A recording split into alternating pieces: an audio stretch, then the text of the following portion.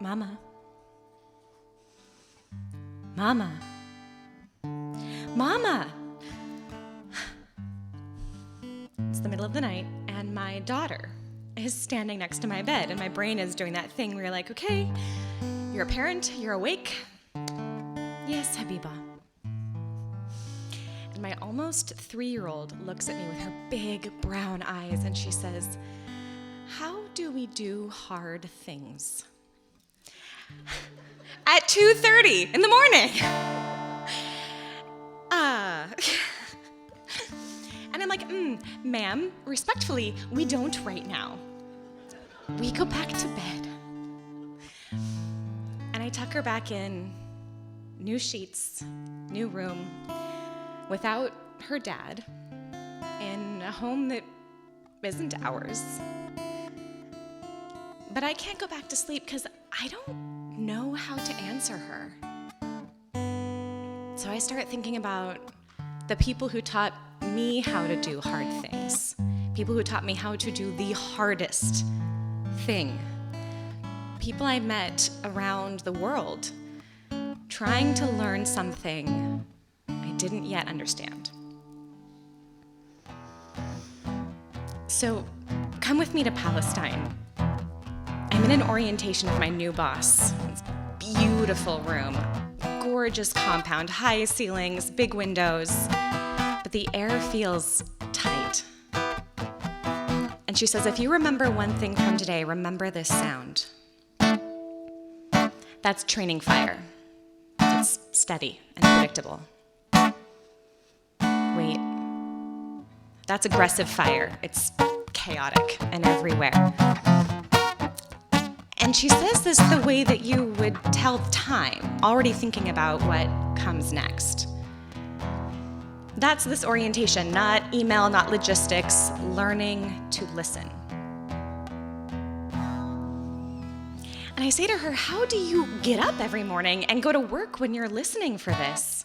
And her response was, the alternative is staying in bed. Okay, let's go to China. Every morning, my colleague walks 3 miles to work carrying a chair. Not a folding chair, like a full wooden chair, because there are no chairs at our school. And every evening, he carries it 3 miles home again. Just part of the walk, 6 miles every day, carrying what he needed. And he was always laughing. He had these lines on his face or crinkles swooping up, and he had one of those big belly laughs that made everybody else around you laugh too.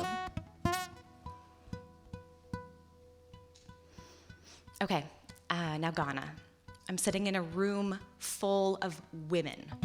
Color, noise, energy. And somebody runs in. We have to go to the hospital right now. A woman is in labor, something is wrong, there's no doctor nearby, no transportation, except my car.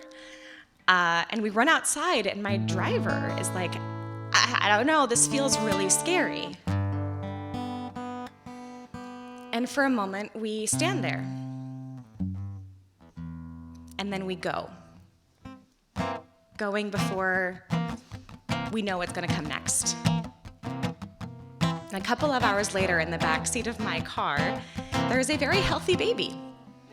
A very healthy mom, and a very, very stressed out driver. And they named the baby after me, which honestly felt really weird until I learned that in Ewe culture, babies have a number of first names, so mine is just one of many, which feels a lot more appropriate. So when my daughter asks me, how do we do hard things? I think about them. I think about the woman who listened, the man who carried, and the moment that we chose to go. And then I look at her and I tell her, when she's much older, sometimes doing hard things means listening when everything in you wants to run away. Sometimes it means carrying more than you thought you could for longer than you thought possible. And sometimes it means going before you feel ready and before you feel safe.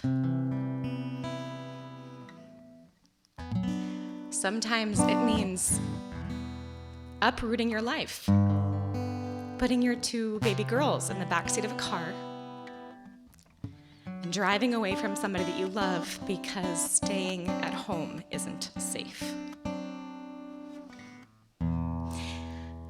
And I can't change the world that we're standing in, but I can change what comes next.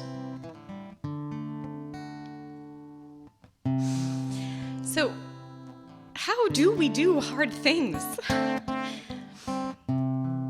We listen, we carry, and we go. And somehow, that's enough.